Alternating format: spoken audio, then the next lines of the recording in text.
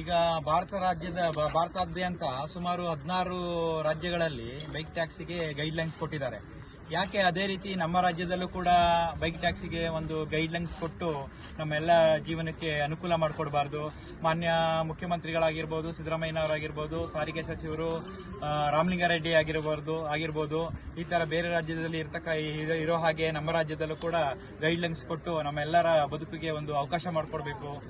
ಈ ರೀತಿ ಈ ಒಂದು ಇದ್ರ ಮುಖಾಂತರ ನಾನು ಅವರಲ್ಲಿ ಬೇಡ್ಕೊಳ್ತೀನಿ. ಸುಮಾರು ಸಾರಿ ಸರ್ಕಾರಕ್ಕೆ ನಮ್ಮ ಕಡೆಯಿಂದ ಮನವಿ ಪತ್ರ ಕೊಟ್ಟಿದ್ರು ಕೂಡ, ಮನವಿ ಸಲ್ಲಿಸಿದ್ರು ಕೂಡ ಅದಕ್ಕೆ ಯಾವುದೇ ರೀತಿ ಕೂಡ ಸ್ಪಂದನೆ ಸಿಕ್ಕಿರೋದಿಲ್ಲ. ದಯವಿಟ್ಟು ನಮ್ಮ ನೋವನ್ನು ಅರ್ಥ ಮಾಡಿಕೊಂಡು ನಮ್ಮ ಎಲ್ಲಾ ಬೈಕ್ ಟ್ಯಾಕ್ಸಿನ ಉಳಿಸ್ಕೊಡ್ಬೇಕಾಗಿ ಈ ಮೂಲಕ ಕೇಳ್ಕೊತೀನಿ.